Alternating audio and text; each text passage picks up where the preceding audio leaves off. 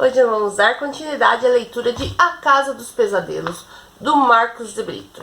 Esse mês, que é tão especial, eu resolvi fazer duas leituras aqui pra vocês, então aproveitem, tá?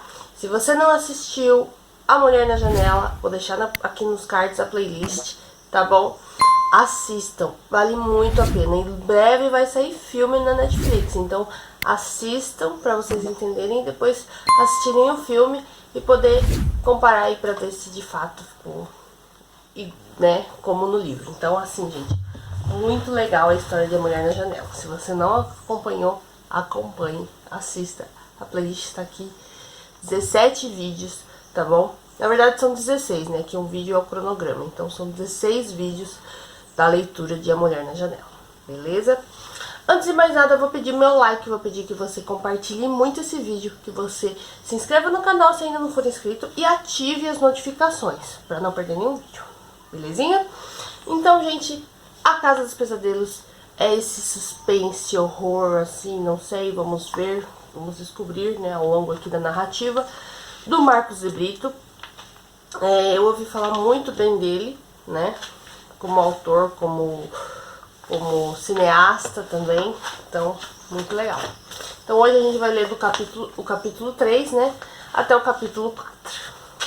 Vamos lá então. Vocês lembram que ontem, na leitura, a gente viu no capítulo 1, se dando ali numa situação presente, né, depois do trauma, né, do Tiago. O Tiago teve um trauma, enfim, alguma coisa que aconteceu na infância que traumatizou ele, então ele passa por terapia e tudo certinho, só que aí ele decide voltar para casa da avó, que é aparentemente onde tudo aconteceu, né? E aí depois no capítulo 2 a gente tem uma volta no tempo, né?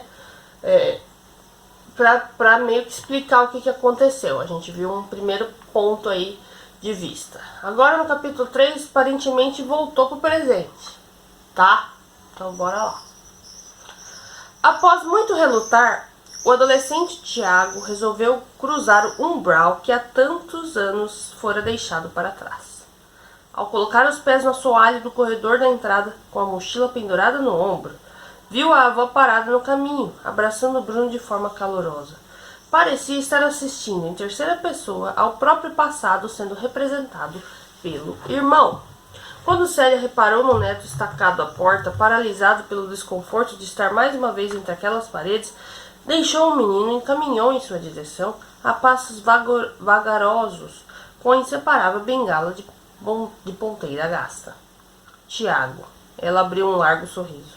Olha só para você. A idosa recebeu o jovem com imensa alegria. Ela o envolveu afetuosamente nos braços, mas o rapaz continuou inerte, apenas reparando nas novas rugas riscadas em seu rosto ao longo do tempo e na falta de tinta revelando o branco nas raízes dos cabelos pretos, mesmo que nas lembranças remotas ela não guardasse a impressão de a avó ser uma escrava da vaidade. A década que passou não pareceu ter sido caridosa com a sua aparência.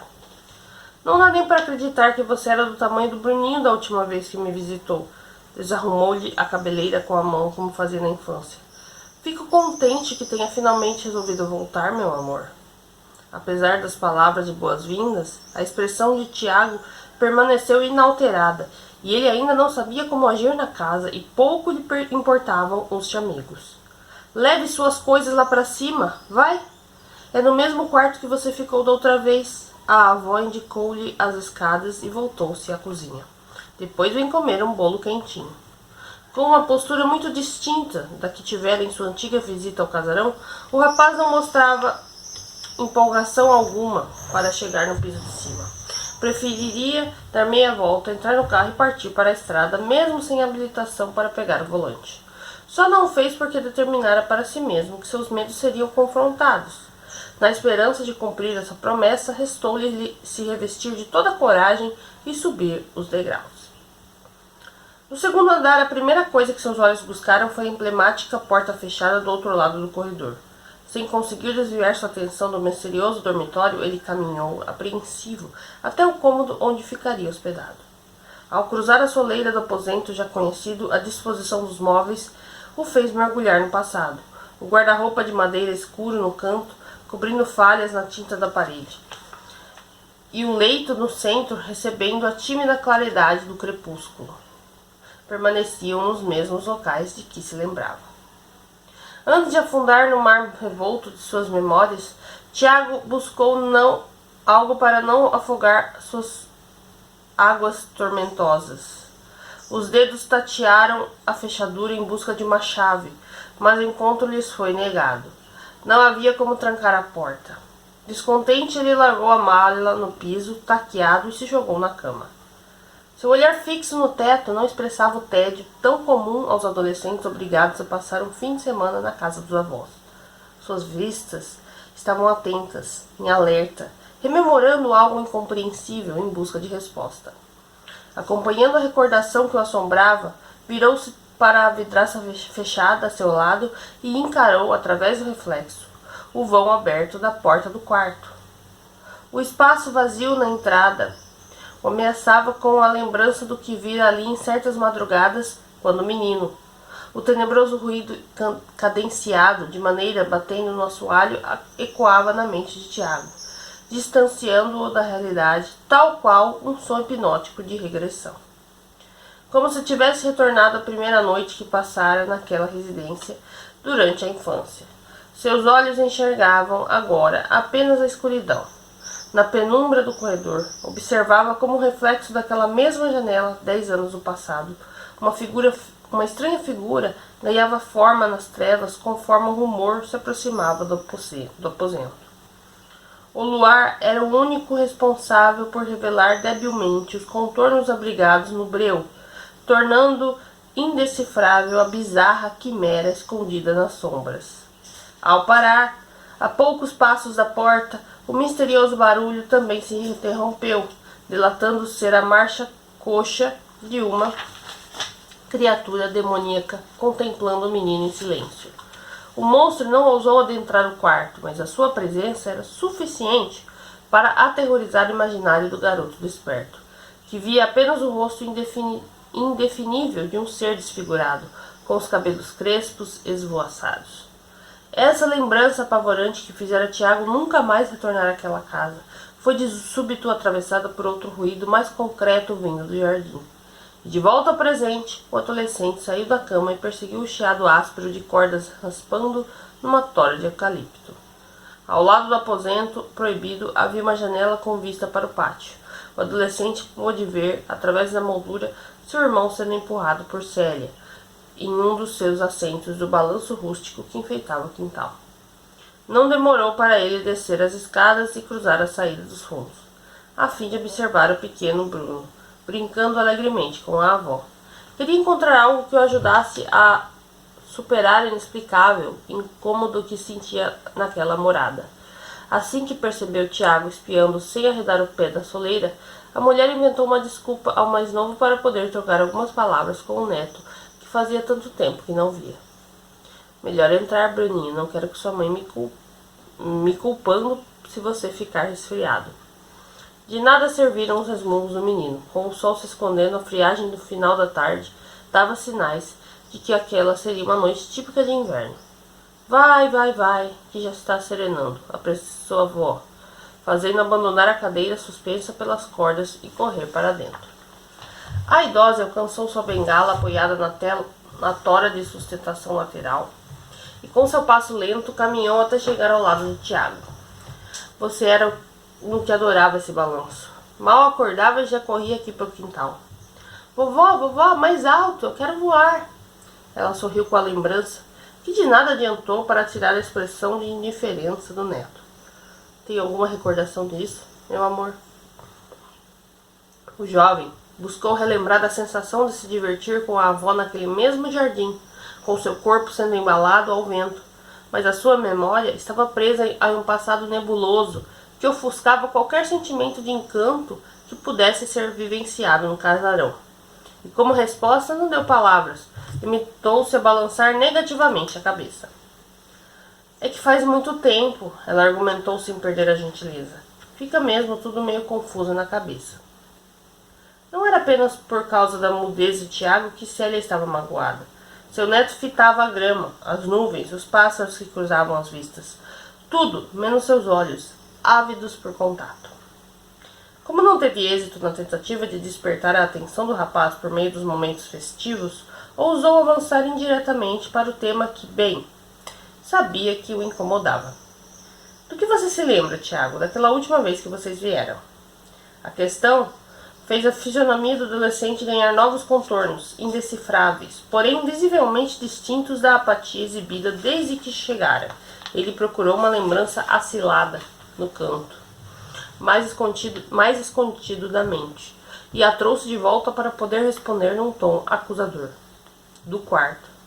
Virou-se para ela, encarando-a pela primeira vez como se a recriminasse. Do quarto? Célia estranhou. Ela parecia não ter ideia de que seu neto queria dizer. Foi sua vez de ficar em silêncio, vasculhando na memória frágil de anciã os motivos para aquela resposta atravessada. E quando reparou em Tiago mais uma vez, se esquivando dos seus olhos tomados, tornando a colocá-los no invisível do horizonte, enfim compreendeu a que ele se referia com tanta amargura. Mas, meu amor, aquilo foi uma coisa tão boba. Adocicou a voz na esperança que suas justificativas acalmassem o ânimo do jovem. Se for te ajudar a superar qualquer mal-estar que tenha ficado entre a gente, eu peço desculpa. Cruzou as mãos no peito, implorando perdão. Não quero ficar aqui plantando lembranças na sua cabeça, mas saiba que você se divertia aqui e não era pouco. Você sentava ali no mesmo lugar que o Bruninho estava e a gente conversava a tarde toda, enquanto eu te empurrava até os meus braços pedirem para parar. Tiago aparentou boa vontade ao deitar os olhos mais uma vez sobre o balanço de corda, a fim de abandonar o desconforto enigmático que o tomava por inteiro quando estava na casa. E a avó, percebendo que ele abria timidamente a guarda, aproximou-se um pouco mais, como se tentando acariciar um animal selvagem distraído, e apelou ao saudosismo de uma época em que foram muito próximos. Você gostava de conversar com a vovó, Tiago? E eu também adorava conversar com o meu netinho. Arriscou desarrumar-lhe os cabelos, como fazia na infância, mas o jovem se afastou com brusquidão, repudiando a carícia. Diante da reação nada amistosa do neto, Célia voltou a esconder-se por trás de um sorriso compreensivo, fingindo não haver nada de errado. Vou procurar sua mãe para me ajudar com o jantar, conversou indo em direção à porta. Apático, o rapaz nada fez para aliviar o desânimo da mulher em busca de reconciliação. Apenas a observou caminhar, cabisbaixa, para o interior da residência. Tiago, ela se fez ouvir uma última vez antes de entrar. De coração, meu amor, não procure as lembranças que te incomodam só para ficar remoendo os sentimentos ruins. Busque ao menos a recordação das coisas boas que esta casa deixou em você. Passada a mensagem, a porta do fundo bateu por trás da costa da idosa, e o adolescente voltou ao seu estimado mundo solitário. Sozinho, ele pôde contemplar com mais calma o jardim, desejando encontrar algo que fizesse recordar algum momento de euforia. Contudo, o ocorrido naquela remota madrugada maldita poderia ter soterrado por completo qualquer resquício de ternura que pudesse sentir por aquele local. Com o cair da noite, o aroma de uma ceia farta e bem preparada juntou todos à mesa do jantar. Ainda era cedo para a principal refeição noturna, mas Bruno parecia não se incomodar com o horário. Mesmo sem fome, ele engolia com vontade tudo o que era colocado em seu prato. Sua avó vai achar que eu não te dou comida, brincou Laura, feliz de ver seu menino se alimentando mais do que de costume. Célia estava contente por seus dotes culinários agradarem o neto mais novo, mas ao reparar em Tiago à ponta oposta da mesa, mexendo na comida como se estivesse entediado, perdeu a alegria. Laura, ela fechou o rosto, indicando que o assunto não seria agradável. Tive uma conversa interessante com o Tiago hoje à tarde. Ah, é? Reconheceu no tom de voz de sua mãe a vontade de desabafar. E eu posso saber, ou é melhor nem perguntar? Descobri que ele se lembra muito bem do motivo de não querer ter vindo mais visitar a avó. Curiosa, Laura encarou o filho, buscando em sua fisionomia alguns vestígios de incômodo pelo que estava prestes a ser revelado. Mas, como sempre, o adolescente se mostrava impassível, preferindo continuar fincando os vegetais no prato do que se importar com as críticas que surgiriam por parte da idosa contrariada. É por causa da bronca que eu dei na frente do quarto de seu pai quando ele era menino, disparou a avó, largando os talheres. Pelo menos disso ele me deixou claro que ele não se esqueceu. Não, mãe. Já levei muita bronca da senhora para saber que não foi isso. Não vejo outra razão para seu filho ter ficado tão arredio. O jovem permaneceu indiferente mesmo após a acusação. E, no entanto, Laura não queria deixar a mãe remoendo aquela culpa. O Tiago era muito novo e ficou impressionado com o tamanho da casa. Quando foi dormir no quarto sozinho, esclareceu, com a intenção de lhe restaurar o ânimo. Foi por isso que ele não quis mais voltar, mãe. Tiago achou que viu algum tipo de assombração de madrugada e acabou ficando com medo. Foi só isso. Assombração? Sally não podia acreditar no que escutava. Mas que absurdo! Quem ficou mais interessado na história foi Bruno, que largou os restos de comida no prato para se intrometer na conversa. Tem fantasma na casa da vovó? Pergunta pro seu irmão, sugeriu Laura, jogando a responsabilidade sobre os ombros do filho mais velho, enquanto terminava de comer. Ansioso pela resposta, o caçula chegou a regalar os olhos, mas foi logo desiludido. Não quero falar, Tiago sentenciou. Por favor, me conta. Aposto que era o fantasma que flutuava arrastando as correntes pelo chão. Abusou da imaginação, pintando as aparições caricatas vistas em desenhos animados. E sob o olhar de menosprezo do adolescente, pequeno ergueu os braços e fez uma careta, emitindo murmúrios em uma representação pitoresca de um espectro nada assustador que causaria risos até uma criança de colo. E de nada serviu o entusiasmo do mais novo, seu irmão. Deram o assunto por encerrado e o descaso dele ao assinar negativamente com a cabeça serviu para lhe frustrar a expectativa. Vai, fala para mim, Bruno insistiu mais uma vez. E suas súplicas foram inúteis. Por mais que implorasse, Tiago não lhe dava ouvidos. Preferia terminar a comida no prato e voltar ao som ensurdecedor do fone pendurado no pescoço a compartilhar aquela história à mesa.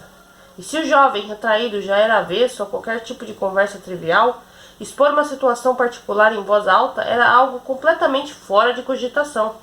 E atenta ao outro lado estava Célia, igualmente curiosa por conhecer a fábula assombrada. Mas o seu orgulho a proibia de questionar algo tão absurdo. Embora não admitisse, estava estampado em seu rosto o interesse em ouvir sobre o trauma do neto. Laura, percebendo a vontade da maioria, apoiou os talheres no prato, ao terminar a refeição e decidiu deixar a noite mais interessante. O Tiago jurava que tinha visto um monstro no quarto dele. Um monstro? A avó se surpreendeu com tamanha bobagem. Mãe! O adolescente prontamente a censurou, incomodado com a sua intimidade revelada contra a vontade. Calma, que eu só vou falar o que você disse para a psicóloga. Se fosse para ser segredo entre médico e paciente, ela não teria me contado. Um argumento não muito sensato, porém verídico. A regra da confidencialidade era aplicada na medida do possível, mas para ações de combate à ansiedade do filho, um diálogo aberto entre a psicóloga e Laura precisava ser estabelecido, inclusive para orientá-la sobre como proceder quando ele estivesse apresentando recaídas. E, na verdade, Tiago sentia-se mais incomodado pela preferência da mãe em sanar uma curiosidade velada no olhar da avó do que acolher um pedido explícito seu, justamente portador do referido transtorno. E sem muito a fazer para persuadi-la a não divulgar o que sabia, analisou a afobação do mais novo sentado ao lado, ávido pelos detalhes de uma boa história de terror, e voltou a comer, mas sem antes deixar de dar o seu aviso. Você vai ter que trocar o lençol cheio de mijo do Bruno amanhã. Eu não faço xixi na cama, revoltou-se o menino. Conta, mãe. Apesar do aparente consentimento de Tiago, a mulher estava ciente do que as consequências de contrariar o filho poderiam surgir posteriormente em forma de desprezo, dificultando ainda mais o seu acesso ao adolescente. Fazia anos que ela buscava entrar em sintonia com seu gênio difícil, respeitando seus momentos de reclusão e jamais expondo-o a situações desconfortáveis. Não querendo ferir o progresso da terapia, ainda mais no ambiente inóspito que o traumatizara. Laura encostou gentilmente a palma da mão do jovem em cima da mesa e com carinho pediu mais uma vez sua aprovação para poder revelar a passagem. Filho, quis ser ouvida com bastante atenção. Acho que a gente pode tentar fazer aqui o que a doutora pediu. Se você começar a se sentir incomodado, é só falar que eu paro. Mas isso pode ser bom para ajudar você a se lembrar de que fez, o que te fez construir essa história na cabeça. Tudo bem? A entonação serena da mãe, acompanhada do olhar mendicante do irmão e da ansiedade da avó, tornaram impossível negar o pedido. Ele não deu consentimento em palavras, simplesmente a deixou que fizesse conforme a sua consciência permitisse, enquanto terminava a refeição, para se ver longe da mesa o quanto antes. Então, Laura deu início à narrativa de maneira sóbria. Na última vez que a gente veio pra cá, quando o Tiago tinha mais ou menos a sua idade, Bruno, ele não parava um segundo. Era que nem você, correndo pra todo lado, fazendo bagunça. Estava super contente de ter vindo pra casa da vovó. Ele era uma criança feliz. Não era, mãe? Muito, confirmou a idosa, com a esperança de um dia seu neto voltar a ser o mesmo. Só que depois da primeira noite que ele começou a reclamar de que estava com medo de dormir, porque havia encasquetado que tinha assombração na casa. Cansei de falar que era pesadelo, que aquele tipo de coisa não existia, mas não serviu de nada. Acordei um dia e seu irmão tinha sumido. Não estava no quarto, nem no quintal. Fui encontrar o Tiago quase na estrada já, no meio da rua, descalço de pijama, tentando ir sozinha para casa. E ele chorava, mas chorava tanto que chegava a soluçar. O aperto em sua garganta, com a imagem desesperadora do menino aos prantos copiosos, a fez interromper o relato por um breve momento. Lembro até hoje do abraço que ele me deu depois que eu disse que a gente ia embora. Isso foi um dia depois da bronca. Célia fez questão de apontar a moada. Não foi a bronca, mãe. Laura voltou a contestar a sua teoria. Eu vi nos olhos do Tiago que ele estava aterrorizado com alguma coisa. O que quer que tenha acontecido de madrugada mexeu com a cabeça dele. E mexeu tanto que ele não conseguia nem me falar direito o que era. Antes de adentrar o terreno do sobrenatural, a mãe enrolou seu filho mais velho uma última vez, buscando eliminar a incerteza do que poderia mesmo revelar um segredo nunca antes comentado fora das paredes do consultório. E, no entanto, interpretá-lo como procurar palavras numa folha em branco. Tiago escondia suas emoções com a maestria de um criminoso desumano ocultando um delito. Não gostava de ser analisado por ninguém e permanecia sempre distante de todos que buscavam entendê-lo. Sem reconhecer no rosto do jovem qualquer respaldo emocional negativo, a mulher sentiu que poderia ir adiante. Olhou para o mais novo e aproveitou para dar contornos de suspense à fábula prestes a se tornar assustadora. O seu irmão jurava de pés juntos que uma assombração caminhava por esses corredores de madrugada. Ele ouvia um barulho estranho de alguma coisa batendo na assoalho. Toque, toque, toque. Imitou o ruído com o punho fechado acertando a mesa, para dar dramaticidade. O Tiago dizia que esse era o som das passadas do monstro se aproximando, chegando cada vez mais perto de sua cama. Bruno, arrebatado pelo atributo de trovadora do inferno, de que sua mãe se cobrira, nem piscava, imaginando a situação como se estivesse vivenciando. Também atenta se encontrava Célia, bastante incomodada, observando a filha apresentar a história com teatralidade exagerada. Quando o Tiago me contou esse pesadelo pela primeira vez, Laura continuou como um bardo diabólico. Falou que só tinha enxergado a tal criatura pelo reflexo da janela, ao lado da cama. Que ela ficava parada fora do quarto, vendo ele dormir sem cruzar a soleira. Mas a psicóloga conseguiu arrancar outra versão. E nessa, ele deu a entender que teve uma noite em que a assombração resolveu sim entrar. E com a chegada do clímax, o coração do caçula chegou a palpitar, impressionado pela própria imaginação, estava em dúvida se queria continuar a ouvir o caldo do horror ou se deveria preparar as mãos para tapar os ouvidos com a revelação da figura tétrica na iminência de ser exposta. O que seu irmão acha que viu aqui de noite, Bruno? Era tão assustador, tão monstruoso que, mesmo sem eu acreditar no que ele descreveu, fiquei apavorada só de imaginar as criaturas. Ela tinha cabelos crespos esvoaçantes e uma das pernas parecia feita de madeira. Os olhos fundos, que o encaravam como se velassem seu sono, ficavam cavados no rosto, completamente enrugado. No lugar dos dedos da mão, o que havia eram dentes amarelados que queriam mordê-lo, e a boca toda desdentada se escancarava, querendo devorá-lo enquanto ele dormia. Chega, Laura! Interrompeu Célia ao perceber o mais novo ficando aterrorizado. Você está assustando o menino com essa bobagem. Bruno se manteve mudo, sem confirmar nem negar a suposição da avó. O garoto, indeciso quanto a acreditar no conto tenebroso, buscou no irmão a confirmação daquela história. O olhar espantado do pequeno foi suficiente para Tiago entender a sua vontade de ouvir dele, se a criatura existia. Apenas com um aceno de cabeça, o jovem aconselhou o caçula a ignorar o que acabara de escutar. E nem mesmo ele sabia se de fato o monstro era real. Aceitara retornar àquela casa justamente para poder encontrar algum sentido para os pesadelos que o assombravam e, de alguma maneira, por fim ao mal-estar presente desde a infância. Foi isso, Bruno, concluiu Laura, obedecendo à ordem de sua mãe. Uma das poucas coisas em que eu e seu pai discordávamos era o gosto para filme. Ele deixava o seu irmão assistir esses negócios de terror e você viu no que deu, né? Brincou, transferindo a responsabilidade e se levantou para tirar a mesa. O mais novo parecia em estado de choque, perdido na imagem grotesca formada em sua cabeça. Os contornos abstratos de como a aberração fora pintada por sua mãe não encontravam lógica no pincel mental do menino. Ele tentava criar uma figura concebendo traços horripilantes para o lendário bicho-papão, mas a sua descrição era muito obscura. Intrigada, Célia preferiu não tecer comentários. Igualmente impressionada, optou pelo silêncio, a fim de não atrair mais atenção ao assunto pavoroso.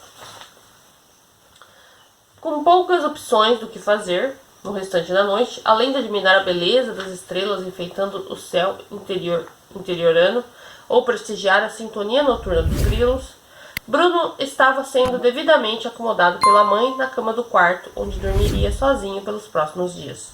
Ela fazia questão de cobri-lo bem para que a queda da temperatura da madrugada não se tornasse a vilã de sua asma crônica. Onde é que ele mora? É no armário? O menino questionava sem conseguir tirar da cabeça a imagem medonha da criatura. Ou ele fica embaixo da cama? É debaixo da cama, mãe? Laura estava decidida a não responder indagações fantasiosas para não estimular ainda mais as chances de o pequeno ter pesadelos. A maior preocupação dela era com o excesso de pó na roupa de cama guardada, pois queria que o filho dormisse sem nada ameaçar sua delicada saúde pulmonar. Sua avó bem que poderia ter batido melhor essa coberta, resmungou, tentando mudar o foco da conversa enquanto terminava de enrolar o caçula na manta grossa de lã. Em qual quarto o monstro fica? Ele continuou sem dar ouvidos à queixa da mãe. É no meu? Ele vai me pegar? Seus olhos regalados indicavam que adentrava seriamente o perigoso terreno dos medos imaginários. Ninguém vai te pegar, Bruno, afirmou com rispidez. A única coisa perigosa aqui é esse cheiro de mofo. Tá com a bombinha? Desviou a atenção do filho para um risco mais concreto. Por debaixo da coberta, os braços do menino se desprenderam da manta apertada para mostrar o medicamento em sua mão. Se sentir falta de ar, não esquece que ela vai ficar aqui, ó. Laura colocou o inalador sobre o criado mudo ao lado da cama. Qualquer coisa me chama. Boa noite, filho. A mãe deu um carinhoso beijo na testa do garoto. Apagou a luz com o propósito de não permitir que ele demorasse para dormir e saiu do quarto, deixando a porta entreaberta para escutá-lo, caso tossisse muito durante a madrugada. Fora da casa, apoiado na parede ao lado da porta da entrada, Tiago fumava tranquilamente o cigarro, enchendo os pulmões de fumaça na tentativa de relaxar o corpo antes de enfrentar sua primeira noite de sono na morada assombrada. E nos ouvidos o fone preenchia a cabeça com música alta, buscando ensurdecer qualquer pensamento nocivo à sua saúde mental, trabalhada na terapia durante anos. Apesar de estar beirando a fase adulta, ainda lhe respingavam os medos da infância, com uma racionalidade maior, resultante do amadurecimento inerente aos anos de vida.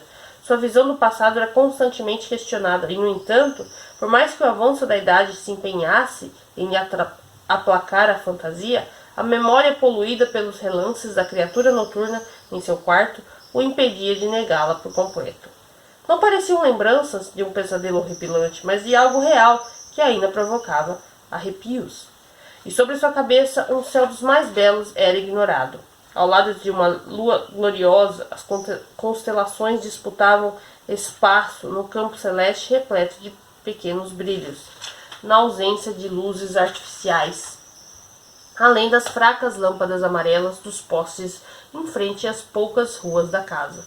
As estrelas exibiam com vaidade toda a sua imponência, mas Tiago encarava apenas a rua deserta, alheio às formosuras apresentadas pelo mundo, o vazio entre a porta do casarão por trás de si e o mato mal carpido na margem oposta da alameda era o que lhe mais reconhecia.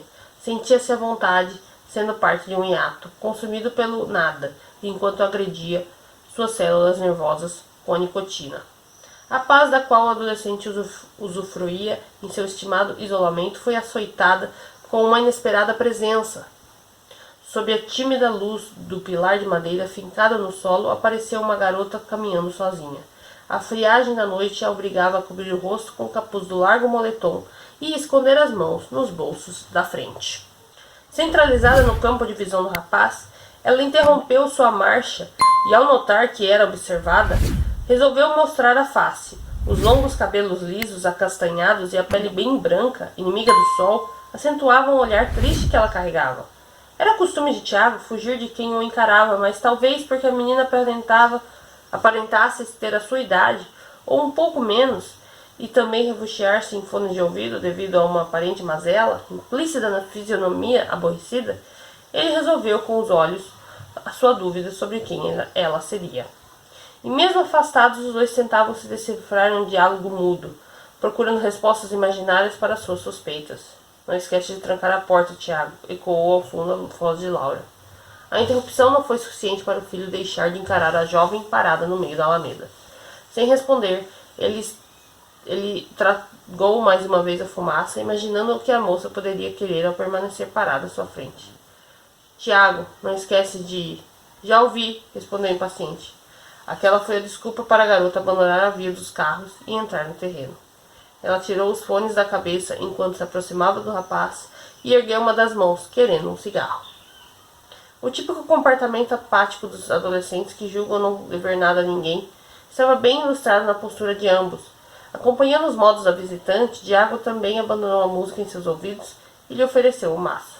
Sem cerimônia, ela colocou o enrolado de fumo entre os lábios e ficou à espera do fogo. Assim que o acendeu, jogou-lhe de volta ao isqueiro de qualquer jeito, sem a menor preocupação em agradecer. Apoiou-se na parede ao seu lado e deu uma longa tragada, de olhos fechados. Reteve a fumaça por um tempo nos pulmões, absorvendo com prazer o alcatrão, antes de liberá-la com reclamações. É tudo igual, ela disparou, fazendo referência à voz que escutara sair de dentro de casa. É só ficar de boa que eles te pedem para fazer alguma coisa. Se você quer ficar longe das merdas que eles falam, logo arruma um jeito de te puxar de volta. Como de costume, Tiago não abriu a boca. Sua principal forma de expressão sempre foi o silêncio, e apesar de a garota lhe ser atraente aos olhos, sua inaptidão social era muito mais forte e confortável do que qualquer vontade de se comunicar. Ele apenas a escutava, encarando o horizonte. Nem um pouco incomodada com a falta de interação do rapaz, ela o mediu de cima a baixo, admirando de perto o físico magro e o rosto simétrico de cabelos rebeldes. O sorriso espontâneo exibido pela jovem, ao notá-lo, poderia ser interpretado como flerte, caso ele tivesse percebido e fosse desprovido de fantasmas particulares que o impediam de fazer amizades. Sua vizinha aí do lado, continuou seu monólogo, parte da família problemática que todo bairro tem. Se ouvir uns gritos vindo de lá, fica tranquilo que são só os meus pais brigando por quem foi que deixou a vida do outro mais miserável. Rodeio aquele lugar. Deu mais uma longa tragada e remoeu internamente seus problemas íntimos, calada. Mas não durou muito, pois gostava de reclamar e encontrava um ouvido para despejar as suas queixas. Mas meu pai é o pior. Se fossem só as discussões, vá lá. Mas ele adora ficar me obrigando a fazer coisa que eu não curto, todo grosso, um inferno. Depois vem me pedir desculpa como se fizesse alguma diferença. Aposto que o teu não faz tanta merda com o pretexto de ser superprotetor. Não vejo meu velho faz tempo. Tiago foi seco em sua única participação na conversa, saboreando o amargo da nicotina. Nem te conheço e já te invejo, rebateu, puxando o fumo pela uma última vez antes de apagar o restante na parede. Melhor não dar motivo para uma noite daquelas de novo. Levantou-se e foi embora para casa sem olhar para trás. Até mais, vizinho. O jovem não se incomodou em se despedir. E pelo jeito que ela abandonou a conversa, sem agradecer nem dizer o seu nome, não parecia esperar um adeus caloroso também. Era muito provável que nunca mais se encontrassem, fato compreensível, devido ao talento do rapaz em afastar todos com a sua aparente má vontade em conceder atenção.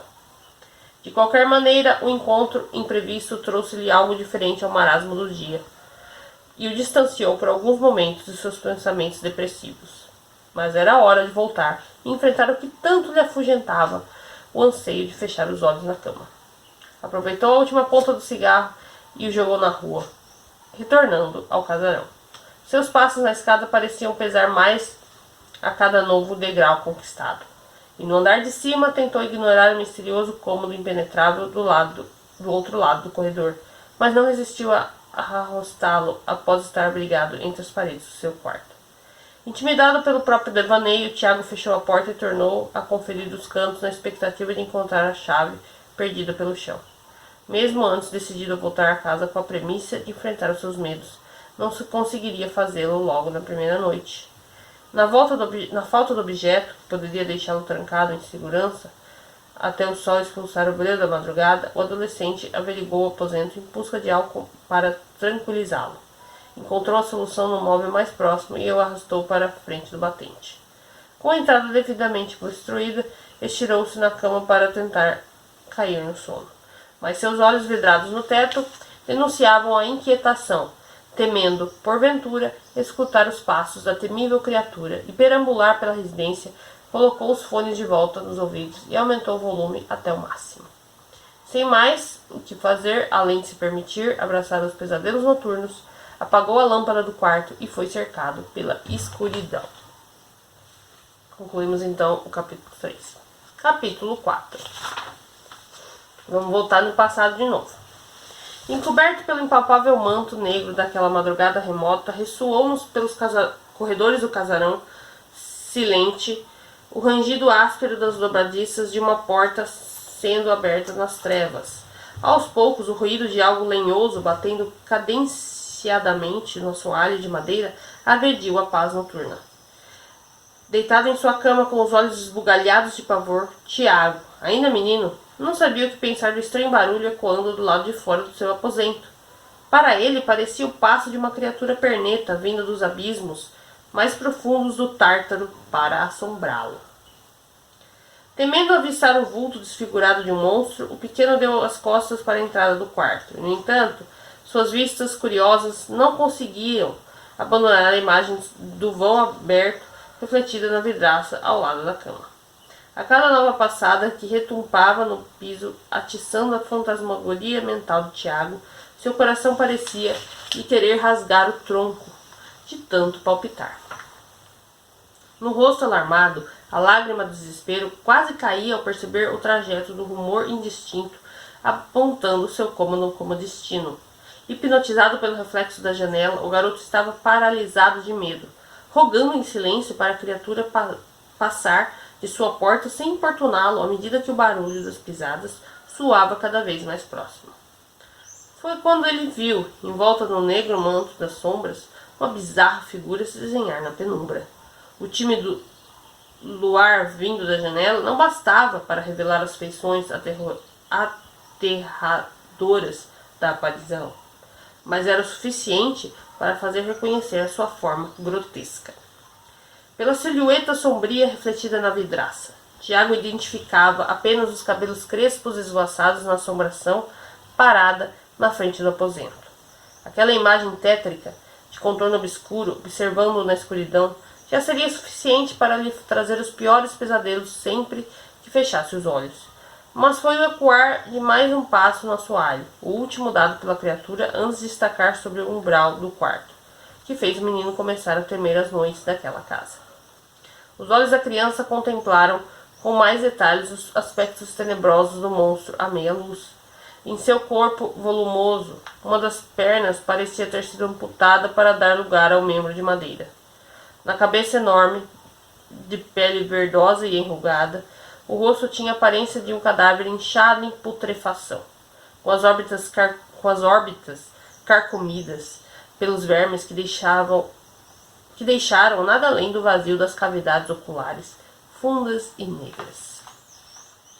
Mesmo que a medonha aberração se mantivesse hirta em sua vigília, apenas espiando sem adentrar o dormitório, Tiago não aguentou ficar enxergando o reflexo macabro daquele vulto hediondo cobiçando-o.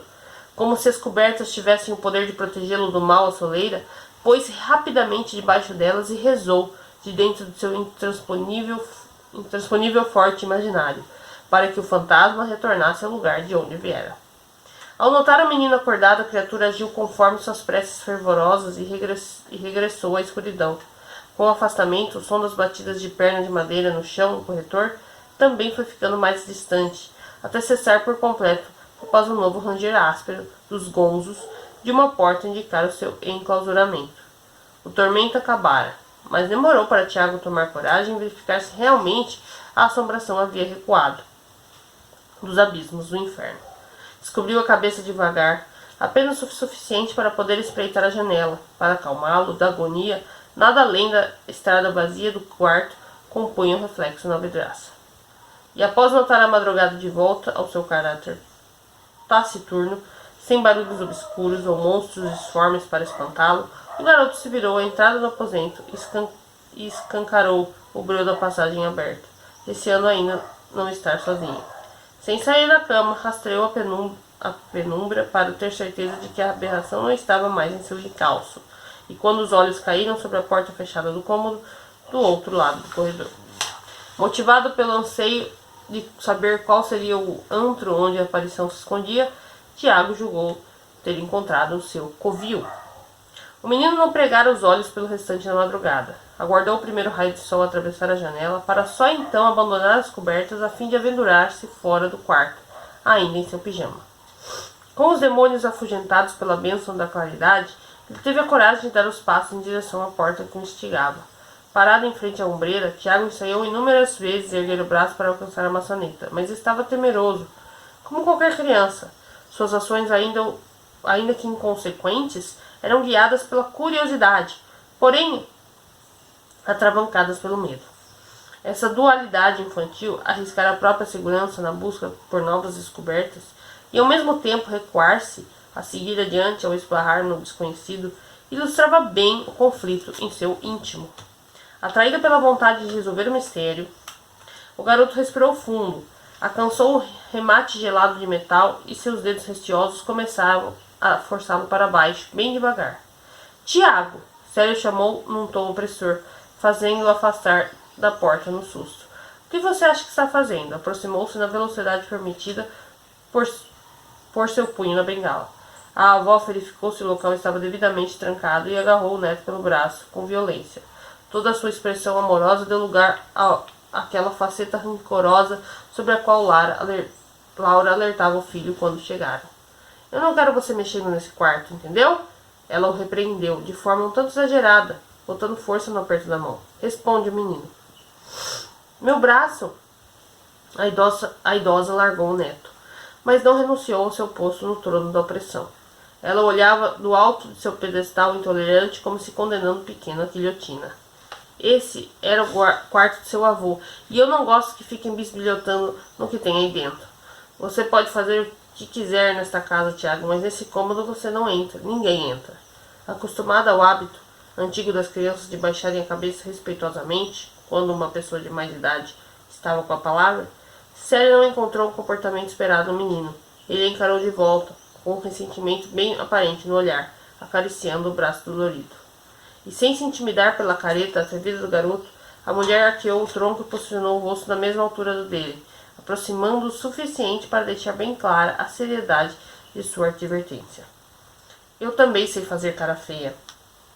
Deu uma entonação mais grave e rouca para a voz. E pode ter certeza de que, se precisar, a minha vai ficar muito pior do que a sua. Não acho que sou como sua mãe, que não sou petitar educação. As sobrancelhas franzidas no rosto enrugado, marcado por olheiras profundas de aborrecimento, derrotaram a resistência de Tiago. Ele viu que as consequências para sua desobediência poderiam ser piores do que um braço roxo se continuasse a enfrentar a postura autoritária da avó. Portanto, cedeu-lhe a vitória, inclinando o pescoço como ela esperasse que fizesse. Célia endireitou a coluna, ostentando um sorriso triunfante, e voltou a se mostrar carinhosa como se nada tivesse acontecido. Desce para tomar café, meu amor. Bagunçou-lhe os cabelos, como adorava fazer, e dirigiu-se às escadas. Contrariado, o menino esperou até que ela se distanciasse, para poder arrumar os fios da cabeça em protesto. Apesar de magoado, menosprezar o afago da avó, foi o ato culminante da sua revelia. A bronca de um adulto enraivecido costuma surtir efeito em crianças descobrindo seus limites, e com Tiago não foi diferente.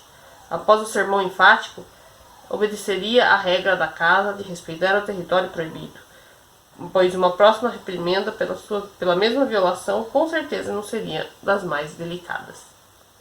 Estou-lhe a encarar a porta, apreensivo, amargando a sensação de que a criatura da madrugada poderia estar acilada entre as paredes daquele quarto.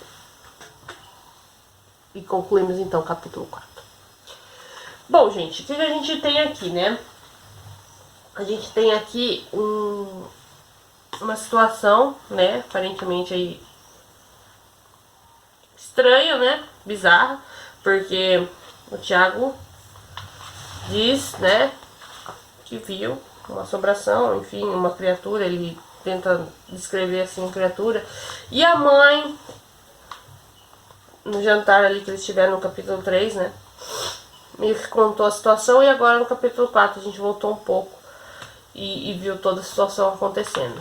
Eu creio que no capítulo 5, que é o que a gente vai ler amanhã, vai voltar pro presente de novo, né, e a gente vai ver o que acontece aí, né. E tem a menina também que ele conheceu lá, a vizinha e tal, que eu acho que ela é uma personagem que vai ser importante aqui pra dar uma reviravolta, talvez, não sei. É isso, gente, eu estou gostando, eu estou achando bem legal. Até agora eu não senti, assim, aquele medo, assim, entendeu? Mas vamos ver, podemos nos surpreender muito ainda, né? Então amanhã eu volto com o capítulo 5. Lembrando, gente, que eu dividi o capítulo 5, porque ele é muito longo, em 2 dias. Então amanhã e quinta eu vou ler o capítulo 5. E aí no sábado a gente conclui, tá bom? Então amanhã eu leio uma parte do capítulo 5 até a página 87, se eu não me engano. Deixa eu ver. Isso, até a página 87. E aí a gente volta então com a leitura de A Casa dos Pesadelos, tá? Muito obrigada pra você que está acompanhando a leitura aqui comigo. Mais essa história aqui bizarra, né? Será que a gente vai ficar com medo dessa? Enfim. E é isso. Muito obrigada pra você e até amanhã então, gente. Tchau, tchau.